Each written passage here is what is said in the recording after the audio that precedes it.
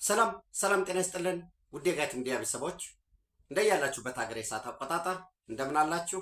እንደምን ቆያችሁኝ?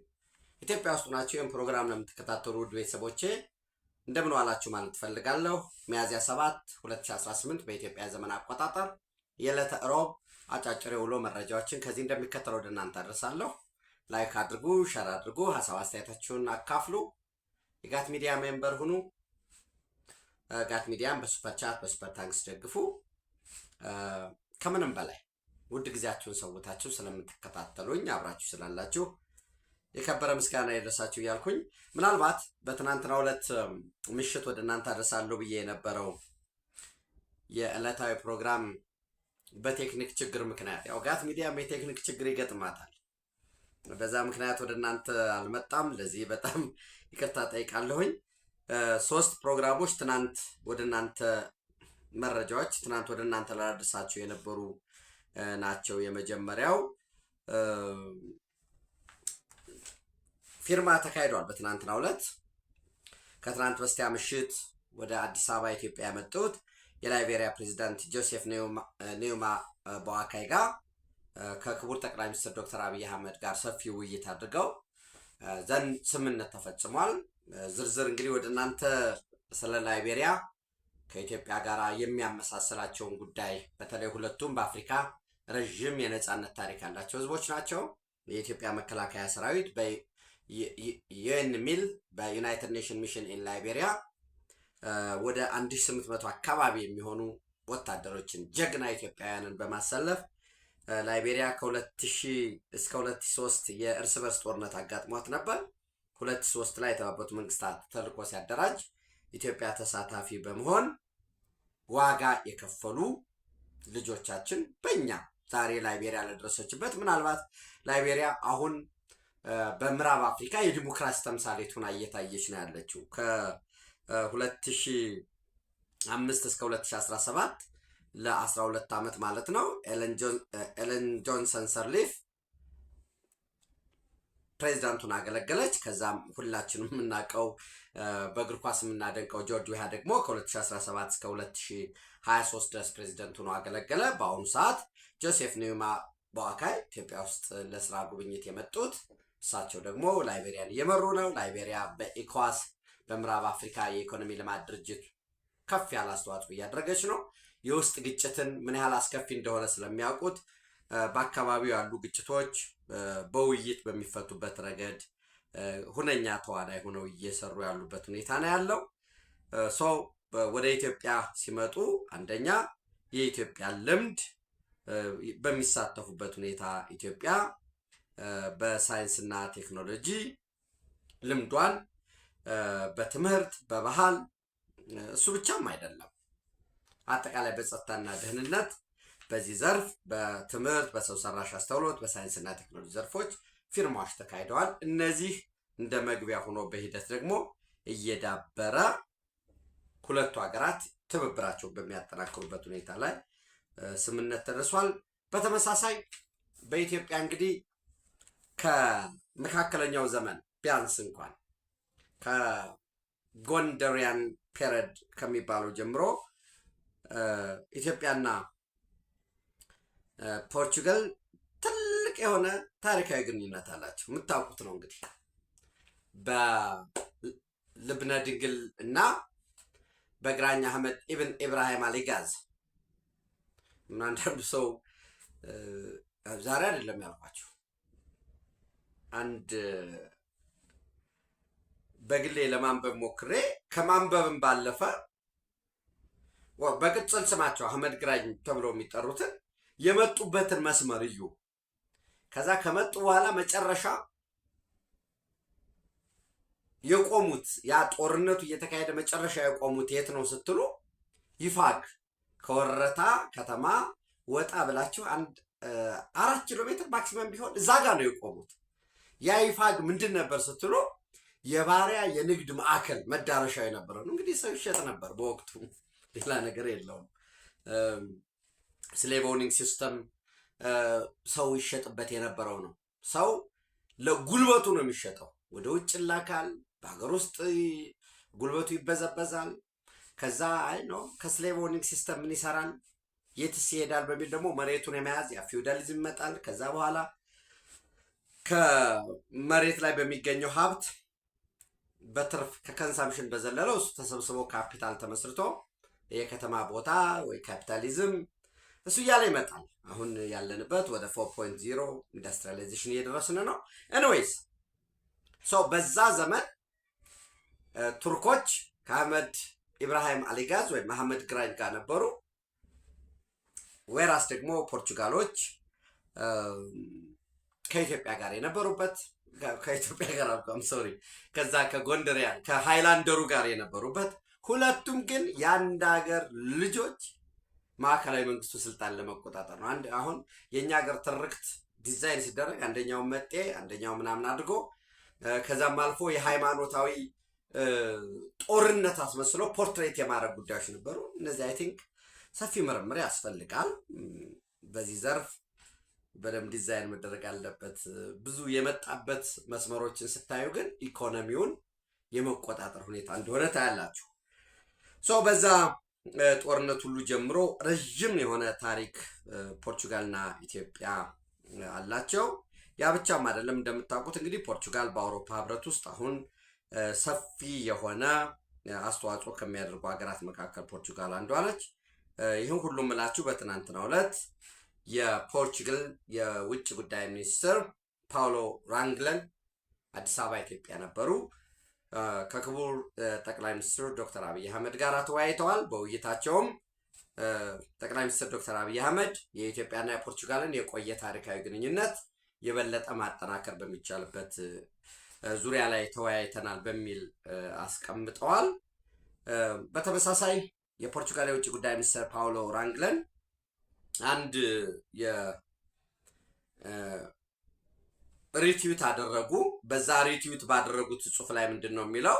at the end of the official visit to Ethiopia, the Minister of Foreign Affairs Paulo Rangel was received by Prime Minister Abiy Ahmed Ali, a highly significant meeting marked by the shared commitment to give new momentum to the historic bilateral relations and to strengthen the Africa-Europe partnership. ስለዚህ የቆየውን ረጅም ዘመን ታሪክ የተሻገረ ግንኙነቱን በአዲስ ደረጃ ላይ በአዲስ ምዕራፍ to give new momentum to the historical bilateral relations የሚል ነው እና የውይይታቸው ዋና ፎከስ ያደረገው ይላል the focus was on the economic dimension, taking into account Ethiopia's growing agricultural, በግብርና በአካባቢ ጥበቃ environmental and digital development.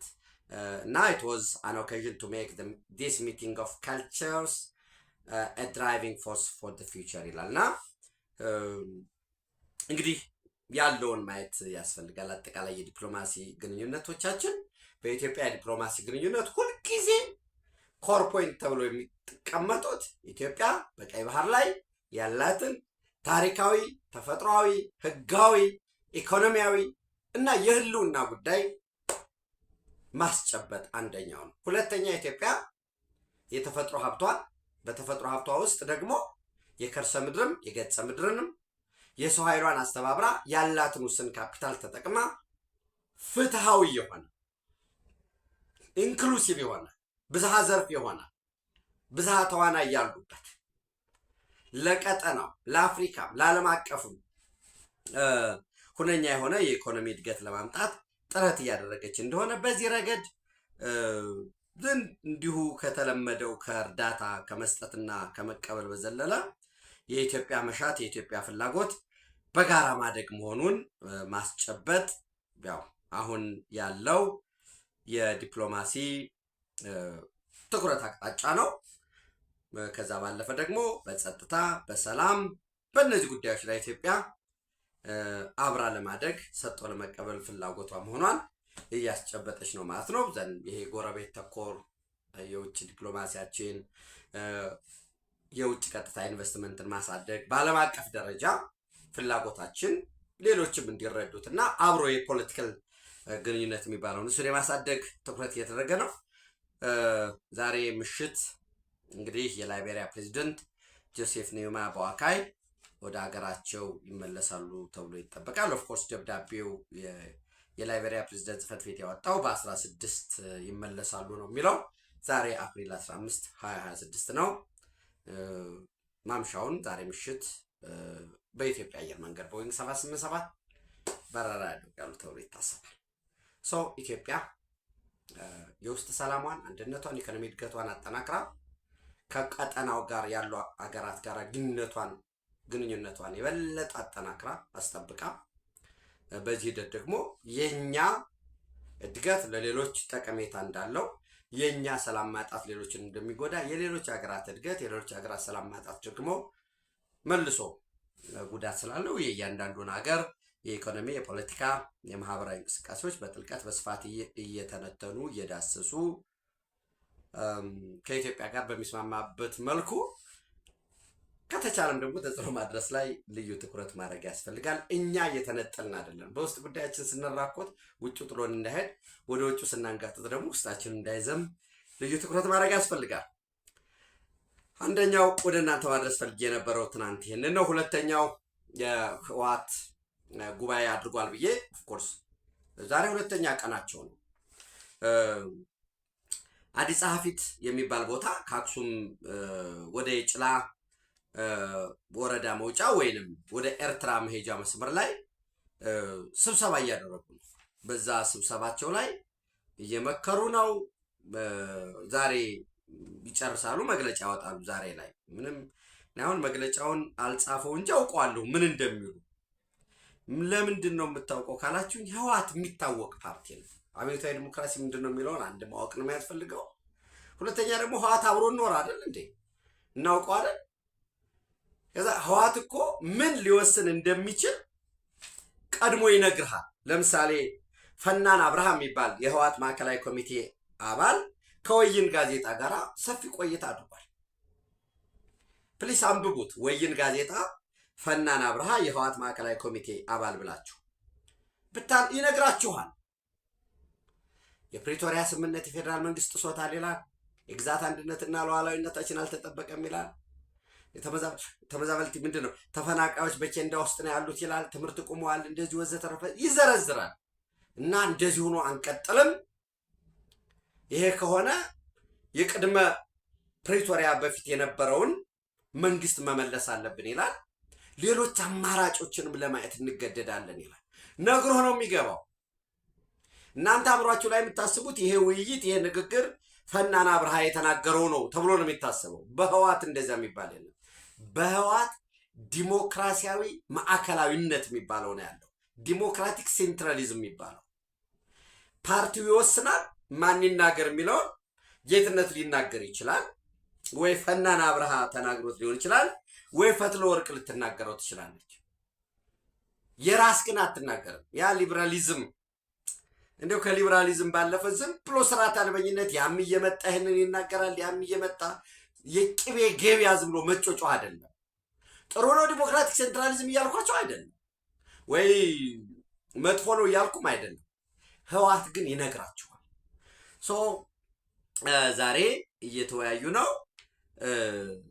በዚህ ውይይታቸው ደጋግመን ብያቸዋለሁ። በስራ አስፈጻሚ ደረጃ የሌፍትናንት ጀነራል ታደሰ ወረደ ለአንድ ዓመት መራዘም አንደኛ ራሱ ሌፍትናንት ጀነራል ታደሰ ወረደ እንደ ፕሬዝዳንት ለአንድ ዓመት መራዘሙን አልተቀበሉም። አንድ ሁለተኛ የሚገርማችሁ ደግሞ ራሱ ጊዜያዊ አስተዳደሩ ራሱ ይሄ ጊዜያዊ አስተዳደር የሚባለው መራዘሙንም አልተቀበሉት። ሁለት ጉዳይ ነው ያልተቀበሉት። ኦኬ የፕሪቶሪያ ስምምነት ምንድን ነው የሚለው? ጊዜያዊ አስተዳደሩን እንዲያበቃ ምን ያስፈልጋል? በህዝብ የተመረጠ መንግስት። የጊዜያዊ አስተዳደሩ አንዱ ስራ ምንድን ነበር? በህዝብ የተመረጠ መንግስት ለማቋቋም ምቹ የሆነ የፖለቲካ ስነ ምህዳር መፍጠር ነው። ምርጫ ይደረግ ትግራይ ውስጥ ሲባል አይቀበሉም። ጊዜያዊ አስተዳደሩ ተጠይቋል እኮ ምርጫ ቦርድ ምርጫ እንድናደርግ ትግራይ ውስጥ ምን ያህል አመችነት አለው ሲባል የለውም፣ ምቹነት ነው ያለው። ለምን? ህወሓት ተሰርዟል። በተሰረዘበት ሁኔታ ይሄ ምርጫ ከተደረገ ህወሓት ምን ሊሆን ነው? መንግስት ከቆመ ሬሌቫንት ሊሆን ነው። አይ ምርጫ ራሱ ህወሓትም እኮ ተሰርዞ ምርጫ በቃ እውቅና ሰጠናል ምርጫ ይደረግባል ኖ ተፈናቃዮች ሳይመለሱ በቃ ተፈናቃዮችን ኮሚቴ አቋቁመን ከውጭም ከሀገር ውስጥም በተገኘ ድጋፍ መልሰናል ብትለው ደግሞ እንደገና የወልቃይት ጠገዴ ሰቲት ሁመራ ወይ ምዕራብ ትግራይ መዋቅር ይፍረስ እና እኔ ላስተዳድር እሱም ይሁን ብትለው ደግሞ አይ ቆይ እንደገና አሁንም ካሳ ያስፈልግ የለም። ትናንትም ከትናንት ወስቲያም እንዳልኳችሁ የህወሓት ጥያቄ ባጭሩ ዳግም ተመልሼ 4 ኪሎ ልግባ እኔ ያልመራዋት ኢትዮጵያ አገር አትሆንም ነው በቃ። ሌላ ምንም ይሄ ሲመጡ ዲሞክራሲ ለማስፈን የብሔር ብሔረሰቦችን እኩልነት ለማረጋገጥ ጭቆናን ለማስወገድ ወዘተረፈ ብለው ነው የመጡት። ወል በዛ ረገድ ተሳክቶላቸዋል አልተሳካላቸውም ምናምን የሚለውን እንቶ ግድ የለም። የባለፈውን ዘመን መውቀስ ብዙም ጠቀሜታ ያለው ስለማይመስለኝ ለመነሳሳት የበለጠ ለመስራት ካልሆነ በቃ በዚህ አግባብ ስናየው ዛሬ ምን ሊያደርጉ ይችላሉ? ምንም ዴፊኒትሊ በምርጫ የተመሰረተው መንግስት ይመለስ ነው። ኤክስፓየር አያደርግም ወይ የፕሪቶሪያን ስምምነት አይጥስም ወይ ካላችኋቸው የፕሪቶሪያ ስምምነትማ ራሱ ፌደራል መንግስት ቀድሞ ጥሶታል ይሏቸዋል። እንዴ የፕሪቶሪያ ስምምነት እኮ ዲዲአርን ይደግፋል ምናምን ኖ በቃ ቲፒኤልኤፍ ደግሞ ወሬ ማውራት ከዛ ደግሞ በየሰፈሩ ያለው ጽንፈኛ አለ እሱን መጠቀም ታሰራባት እና በምርጫ የተመሰረተው መንግስት ይመለስ። ጽምዶ የሚባለው ይሄ ከጽንፈኛው ፋኖ ከጽንፈኛው ሸኔ ከሻቢያ መንግስት ጋር በነገራችን ላይ አሁንም ደግመዋል። ሻቢያ ከህወሓት ጎን ሆኖ ሊዋጋ አይችልም። ድጋፍ ግን ያደርጋል፣ ምንም ጥርጥር የለው። ልክ ህወሓትን እንደ ታጣቂ ቆጥሮ መንግስታዊ መዋቅር ውስጥ ያለ ታጣቂ ቆጥሮት ከዛ ይህንን ከሽሬ ሽራሮን ይዞ ወርቅ ይላካል። በዛ ወርቅ መሰረት ግዥ ይገዛል፣ የጦር መሳሪያ ያው ኤርትራ እንደ መንግስትም ሊገዛ ይችላል። እሱ ሊያሸጋግርለት ይችላል። ምንም አትጠራጠሩ። እሱ ማለፊያ የቪዛ ሊሰጣቸው ይችላል፣ ፓስፖርትም ሊሰጣቸው ይችላል። ገንዘብ እየተቀበለ ምናልባት $50,000 አንድ መረጃ አግኝቼ ነበር። በጣም ከፍ ያለ ገንዘብ ይቀበላቸዋል። እሱን እያደረገ የሕክምና ቁሳቁስ ሊያስመጣላቸው ይችላል ወዘተረፈ በገንዘብ እሱም እስከመቼ አየው ተብሎ ክትትል እስኪጀምር ድረስ። ከዛ ውጭ አለው ግፋበን ለማለት ከዚህ በፊት እኔ ብያቸዋለሁ። ወደ 10 ክፍለ ጦር በቁጥር ደረጃ ብታዩት 50-60 ሺህ ወታደር አለ። ነገር ግን ውጊያ ቢጀምር ወደ ድንበሩ ነው የሚሄደው። ይሄ ለምሳሌ ምንም ትንተናም ሳያስፈልገው ለምሳሌ ትናንት ጽንፈኛውን ቡድን ውጊያ ጀምራለሁ ተዋጋ ጀመረ። በጠይቋቸው ቆቦ እንቆጣጠራለን ብለው ነው የምሬ ታጣቂ የመጣው። ዘን በድራቢነት አርሚ 24 አብረው ለመዋጋት ሞከሩ። አሁን ይሄ አንዳንዴ ምን ይላሉ? አይ የለም እኛ ጽንፈኛው እኛ ጀግኖች ጽንፈኛ ነን እኔና እኛ ነን የምንላቸውና በቃ ስንመታው መከላከያን ፋኖ መታ ይላል ማለት ነው። ኦኬ እሺ ታዲያ ሁሉ ቁስለኛ በአምቡላንስ እየተመላለሰ አላማጣ ሆስፒታል መሆኔ ሆስፒታል ማይጨው ለምለም ካርል ሆስፒታል የተማረካለ። እንግዲህ ይህንን በነገራችን ላይ እንደዚህ አይነት የሚሊተሪ ጉዳዮችን ወደ እናንተ ሳመጣ በራሱ መከላከያ የሚገልጸው ይኖራል። እንዲያው ናቅፋ ፕረስ የኤርትራ ገጽ ፌስቡክ ላይ ስለዘገበው ነውና በጣም በቃ በሰፊ ድል እየተመዘገበ ነው ምናምን ይላል። አብሮ ግን ሊዋጋልህ አይችልም። ሻቢያ ምን ሊከተል እንደሚችል ያውቀዋል። ጽምዶን ኦፊሲሊ መጀመር በሚል ይህም ውሳኔ ይወሰናል ብዬ ተስፋ አደርጋለሁ። ዲፋክቶ ትግራይ ስቴት በነገራችን ላይ ብዙዎቻችን ልብ ብላችሁት አይታችሁት ይሁን አይሁን አላቅም። ምን መሰላችሁ የሚሉት የቲዲኤፍ ወይም የትግራይ መከላከያ ኃይል የሚለው አብ መንግስት ትግራይ በትግራይ መንግስት ነው ብሎ የሚጽፍ ክልላዊ መንግስት አይልም። ወይም ጊዜያዊ አስተዳደር አይልም። ምንድነው የሚለው መሰላችሁ? አሁን መንግስት የትግራይ ወታደራዊ ኮማንድ ግንባር ደቡብ ለምሳሌ እኔ አንድ ደብዳቤ የስንብት ወረቀትን ህጋዊ ስንብት ወረቀት መሀብ ይመልከት ምንድነው የህጋዊ ስንብት ወረቀት ይመለከታል የሚል ደብዳቤ ለአንድ ታጋይ ናብ ተጋዳላይ ችግራሉ ናብ ተጋዳላይ ዳንኤል ነጋሽ ገብርሄር ለሱ የተጻፈ ደብዳቤ ነው እና ቁጥሪ ወይም ጊዜያዊ ምንድነው የሚለው ጊዜያዊ ዝባር ዋ ዝባር አ ምናምን ይልና ዘ ስቴት ኦፍ ትግራይ ሳውዝ ፍሮንት አርሚ ኮማንድ ይላል። ዘ ስቴት ኦፍ ትግራይ ሳውዝ ፍሮንት አርሚ ኮማንድ ይላል እና ስቴት ኦፍ ትግራይ ሶ ዲፋክቶ ስቴት እንዳማራጭ ቀርቧል ውይይቱ ላይ። ሌላው በህወሓት ውስጥ በፓርቲያችን ውስጥ ያደፈጡ ጸረ ለውጥ ኃይሎች አሉ። እንዲያውም ምንድነው የሚሏቸው በትግረኛ ኃይልታት ጥልመት ስም የሚያጠፉ ለውጥ የሚያደናቅፉ እነሱን በተመለከተ ውይይት ይደረጋል። እንግዲህ በዚህ ረገድ በስራ አስፈጻሚ ደረጃ ላይ የተቃወሙ አሉ።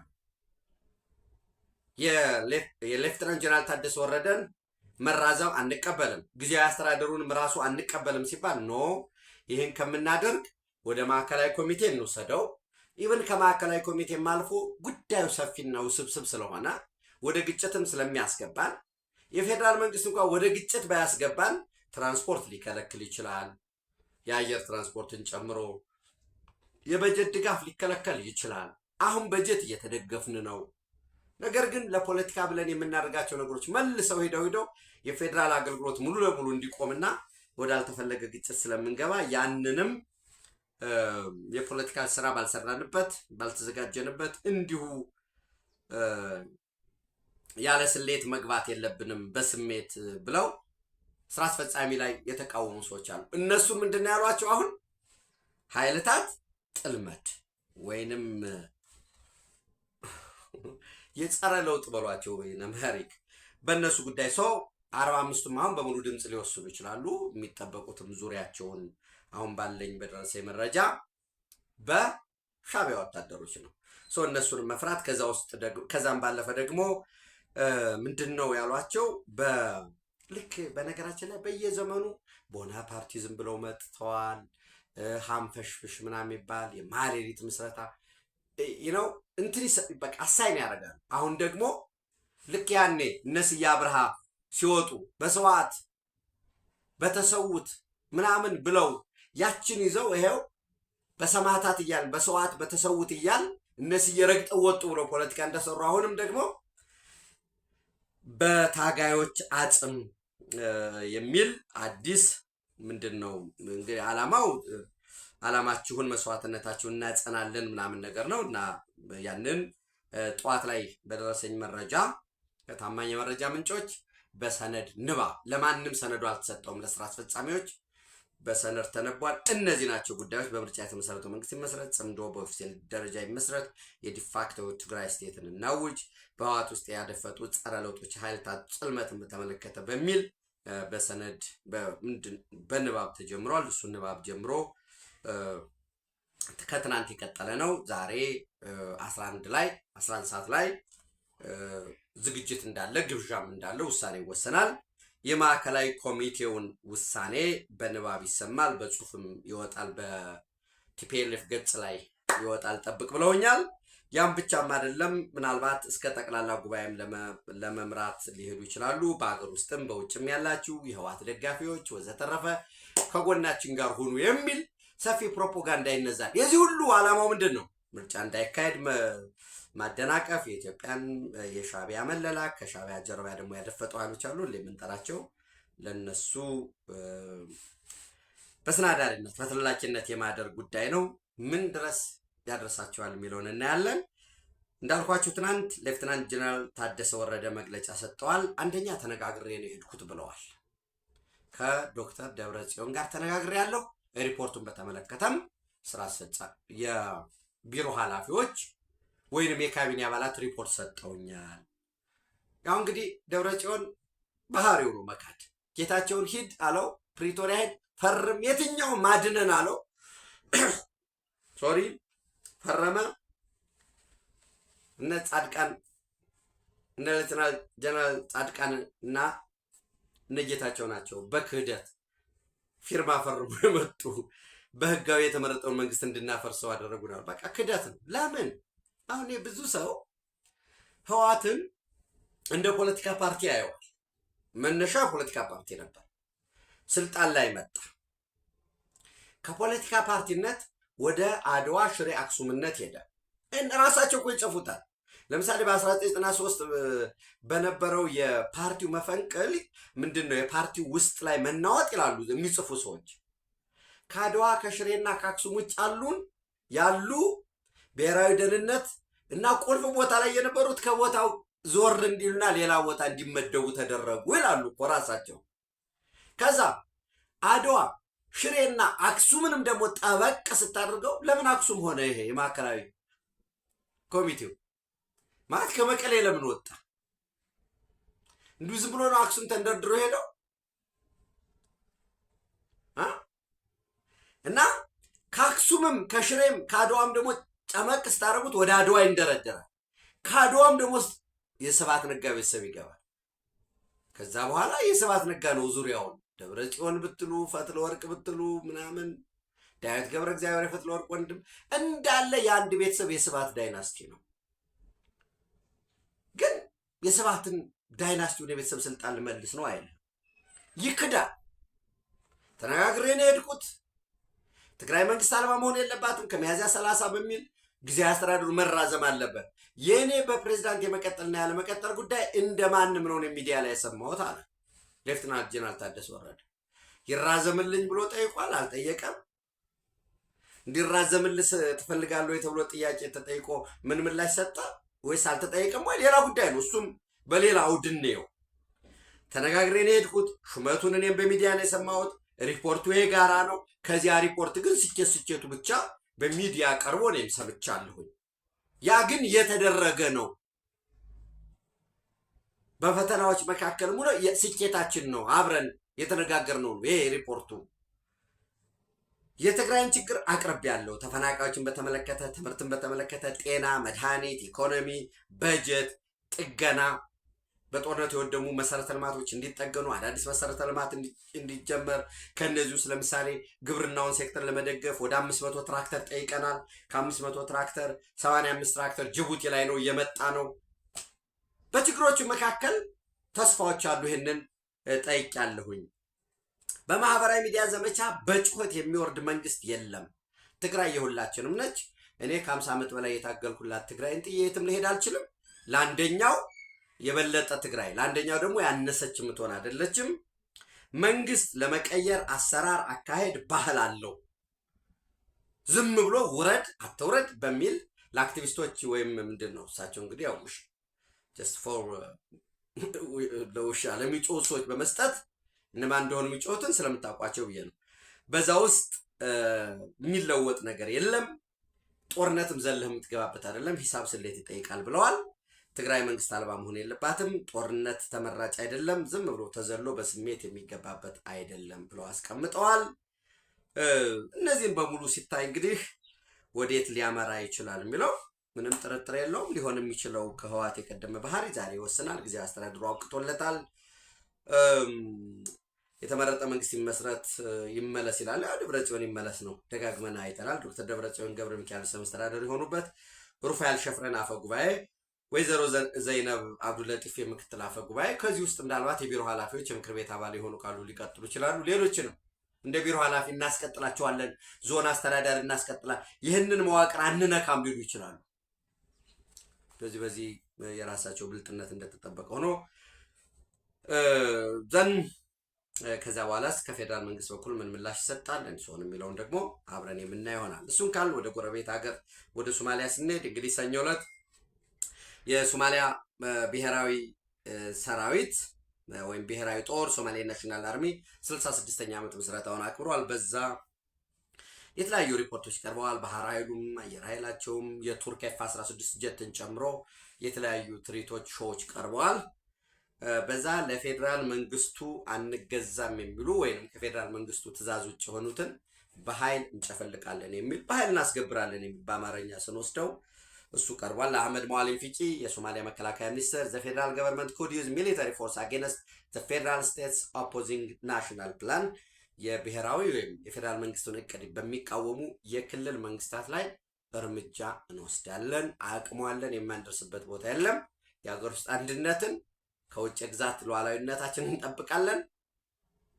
በፍጹም ወንጀል ነው። ከፌደራል መንግስት ጋር ያለኝን ግንኙነት አቋርጫለሁኝ፣ እንዳይገባብኝ፣ እንዳይደርስብኝ፣ አልደርስበትም አይነት የሚባል ነገር ይሄ ፍጹም ስህተት ነው ብለዋል። ምናልባት ተጨማሪ መረጃ ማንበብ ከፈለጋችሁ ጋርዌ ኦንላይንን ብታዩት ደስ ይለኛል። ዘን እንግዲህ መረጃዎች የሚያሳዩት የፑንትላንድ ፕሬዚደንት ሰይድ አብዱላሂ ዴኔን እንዲሁም የጁባላንድ ፕሬዚደንት አህመድ ኢስላም ማዶቤ ወይም በቅጽል ስማቸው ማዶቤን የማስወገድ ፍላጎት እንዳለ እየተነሳ ነው። የፑንትላንድ የውስጥ ጉዳይ ሚኒስትር ሶማሊላንድ ኢንቴሪየር ሚኒስትር አብዲ ሄርሲያሊ በየትኛው መንገድ የፌደራል መንግስቱን ጣልቃ ገብነት እንፋለማለን፣ ሰራዊታችን ለዚህ ዝግጁ ነው ብለዋል። እንግዲህ እንደምታውቁት ፑንትላንድ በተለይ በጸረ አልሸባብ ትግሉ በጣም ጠንካራ ስራ የሰራ ነው ከአፍሪኮም ጋራ። የአፍሪኮም ማለት አፍሪካን ኮማንድ ፖስት የአሜሪካው ዩኤስ አፍሪካ ኮማንድ ፖስት መቀመጫውን ጀርመን ስቱትጋርት ያደረገ ግን ኦፕሬሽኖችን ከጅቡቲ ሚሊተሪ ቤዝም ራሱ ከዛው ከሶማሊያም ከኬንያም ከተለያዩ ከአፍሪካ ቤዞች ኮኦርዲኔት በሚያደርግ በጸረ አልሸባብ ትግል ጁባላንድ በጣም ጠንካራ ነው። ለዚህ ጥንካሬው በወሳኝነት የጁባላንድን ፖሊስ ፎርስ፣ የጁባላንድን ሚሊሻ፣ የጁባላንድን እነዚህ ጸረ ሽብር ኃይሎችን ዩናይትድ አረብ ኤሚሬት ነች ስታሰለጥንም ስታስታጥቅ የነበረችው። በዚህ ላይ ፑንትላንድ ቦሳሶ ወደብ አለ። እንግዲህ ቦሳሶ ወደብ እንደምታውቁት ኤርቤዝም አለው። በዚህ የዩናይትድ አረብ ኤሚሬት ዲፒ ወርልድ ሊዝ አድርጎት የኖረ ነው። መረጃዎች የሚያሳዩት ቦሳሶን ቱርክ በጣም እንደምትፈልገው ላስቆሬ ላይ በነገራችን ላይ ላስቆሬ ለኢትዮጵያ የኮመርሻል ወደብ ይሰጣል ተብሎ አንድ እጩ ሆነው ቀርበው ከነበሩት ነው እና ላስቆሬ ላይ ቱርክ የባህር ኃይል ማቋቋም እንደምትፈልግ ሞቃዲሾ ላይ ካለው ግዙፉ በነገራችን ላይ ከቱርክ ውጭ ያለው ግዙፉ የቱርክ ባህር ኃይል ሞቃዲሾ ያለው ነው እና እዚህ ላስቆሬ ላይም የኢሊት ናቫል ቤዝ ማቋቋም እንደምትፈልግ ይሄ የፑንትላንድ ኦፍሾሩ በአሳ ምርት የበለጸገ እንደሆነ ከዛም ባለፈ ደግሞ ለብሉ ኢኮኖሚ ለነዳጅ ፍለጋ ለቁፋሮ ያው እንግዲህ አሁን ቁፋሮ ጀምረዋል ቱርኮች፣ ለዛ እየተፈለገ እንደሆነ በተመሳሳይም ጁባላንድ በወሳኝነት የኬንያ በጀት አይመድቡለት እና ጁባላንድ በኬንያ ግዛት ውስጥ አይካተት እንጂ ኢንፍሉዌንሱ የኬንያ መንግስት ኡሁሩ ኬንያታ መጣ፣ ዊልያም ሩቶ ሰንበድ ሄደ፣ በዛ ውስጥ ያለ ግንኙነት ነው። ያው እንግዲህ እንደምታውቁት የኬንያ ሰሜን ኬንያም ጎሳ አለ፣ የሶማሊያ ጎሳ አለ፣ አምስቱ የሚባሉ ታላቋ ግሬተር ሶማሊያ የሚባለው እኮ የጅቡቲ ሶማሊያ፣ የኢትዮጵያ ሶማሊያ አይደል? ራሷ ሶማሌላንድ፣ ዋናው ሶማሌና የኬንያ ሶማሊያ የነበረው ነው፣ ባለ አምስቱ ኮከብ ማለት ነው። እና ኬንያስ ዝም ብለው ያያሉ ወይ የሚለው እንግዲህ ብዙ ጸሐፊዎች ያው ሳውዝ ዌስት ስቴት የደቡብ ምዕራብ ሶማሊያ ክልል የላፍታ ግሪን ከኢትዮጵያ ጋር ጠንካራ ግንኙነት የነበረው ሰው ነው። ፕሮ ኢትዮጵያ የነበረ ነው። ኦፍኮርስ ከስልጣኑ ሲባረሩ ወደ ኬንያ ናይሮቢ ነው ሄደው እና ኢትዮጵያ ዝም ብላለች። ይሄ ኢትዮጵያ ዝም ማለት በተመሳሳይ ኬንያ ዝም ልትልን አትችልም ወይ የሚል በጁባላንድ በኩል ስጋት እንዳለ እየተነሳ ነው። ፑንትላንድን የፌደራል መንግስቱ የሶማሊያ ፌደራል መንግስት ሞቃዲሾ ከተቆጣጠረ ኔክስት እንግዲህ ማን ነው የሚመጣው ማለት ነው? ሶማሌላንድ ይመጣል። ዘን ሶማሌላንድ ላይ ጣልቃ ልግባ ካለ ማን ነው ቅና ሰጥቶታል ለሶማሌላንድ? እስራኤል፣ በርበራ፣ እነዚህ ኤፍ16 አላቸው፣ ኤፍ35 አለ። በርበራ ይታወቃል። አሁን እያየህም አላየውም ልትል ትችላለህ። ሰው ሄዶ እዚሁ አፍሪካ ቀንድ ላይ እዚሁኛ ጎረቤት ላይ ሶማሊያን እንደ ሜዳ አድርገው ቱርክና እስራኤል ሊፋጠጡ ይችላሉ። እንግዲህ እርስ በርስ የሚወጣጡትን መግለጫ የምታዩት ነው። ዩናይትድ አረብ ኤሚሬትስ ሊዝ የተደረገው የቦሳሶ ፖርትና የኤርፎርስ ቤዝ ወይንም ይሄ የአውሮፕላን ማረፊያውን ጨምሮ ዝም ብለው እንደዚህ ማስረከብ ይችላሉ ወይ? ራሱ አህመድ ኢስላም ማዶቭ የሚሆን ሰይድ አብዱላሂ ዴኔስ ጁባላንድ እና ፑንትላንድ ባቴ ነው ይለቃሉ ወይ በሰላም የሚለው ነው የምናየው ነው የሚሆነው። ድሮ ከዚህ ረገድ ከኢትዮጵያ ብሔራዊ ጥቅም ከቀጠናዊ ግጭት ከመከላከል እንዲሁም በሶማሊያ የራሳችን ደግሞ ኢንተረስት አለን። ማንም እየመጣ እዚህ በሚያደርገው መራገጥ እኛስ ኢንተረስት የለንም ወይ? እሱን ማየት ማሰላሰል ያስፈልጋል። ሃይላይት ማድረጋችሁ ለዛ ነው። ሌላው እንግዲህ ወደ መካከለኛው ምስራቅ ስንሄድ ታስታውሳላችሁ ከዛሬ አፕሪል 15 ነው አፕሪል 9 ላይ አረብ ኒውስ ላይ ዩናይትድ አረብ ኤሚሬት ካሳ ይከፈለኝ ብላ ነበር። ዩናይትድ አረብ ኤሚሬት says Iran must pay for damage and reparations ምንድን ነው ለደረሰብኝ ጉዳትና ለደረሰብን ነው። ኦፍኮርስ ገልፍ ስቴትን ወክላ ነው ጥያቄውን የጠየቀችው። ባህሬንም ደግፋ ነበረ እና በተባበሩት መንግስታት የጸጥታው ምክር ቤትም ኦፍኮርስ ኢራን በጂሲሲ በገልፍ ኮኦፕሬቲቭ ካውንስል ሜምበሮች ላይ ያደረሰችው ጥቃት እንደ ወንጀል ሉዓላዊ ጥሰት ተደርጎ ተኮንኗል። ኢራን አልተቀበለችውም። ካሳ ፈልጋለሁ ብላ ነበር። ዘንድ ዛሬ አልጀዚራ ይዞት በወጣው ዘገባ ደግሞ የለም $270 ቢሊዮን ካሳ ሊከፍሉኝ ይገባል።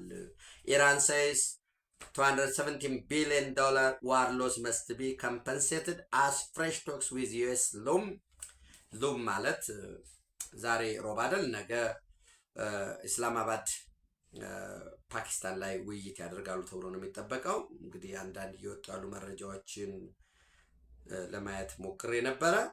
የዩኤስ ቫይስ ፕሬዚደንት ጄዲ ቫንስ፣ ስቲቭ ዊትኮፍ እና ጃሬድ ኩሽነር እንደሚሳተፉ ነው እየተጠቀሰ ያለው። እንግዲህ ማምሻውን የምናየው ይሆናል። ዞሮ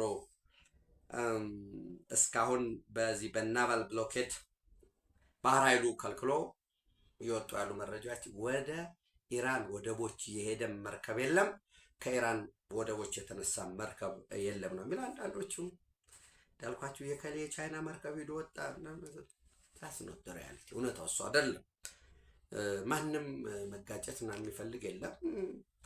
ቻይና ግዙፍ ሰራዊት የለውም ወይ ግዙፍ ትጥቅ የለውም ወይ ምናምን ልንል እንችላለን። ኖ እንደዛ አይደለም። ቻይና የተማረ ነው። አሁን ምንድን ነው ኢራን ያጋጠመው የሚለውን ይማራል። የቴክኖሎጂ የበላይነት ምን ይመስላል፣ በምን ረገድ የት ስትራቴጂ ቁልፍ ቦታዎችን መቷቸው፣ ኢንተለጀንሱ፣ የሚሊተሪ ካፓቢሊቲው፣ አየር ኃይሉ የራሳቸውን መሳሪያ ሞክረዋል። ሩሲያም ቻይናም የራሳቸውን መሳሪያ ሞክረዋል። እንደገና ያንን አፍሰው ይሰራሉ። ልክ ታስታውሱ ከነበረ ኢራቅ ወደ 1 ሚሊዮን እግረኛ ሰራዊት ነበረው። ዘንድ ጦርነቱ በኤርፎርስ ሲካሄድ ያ 1 ሚሊዮን እግረኛ ሰራዊት እምጥ ግባ ስምጥ አልታወቅ።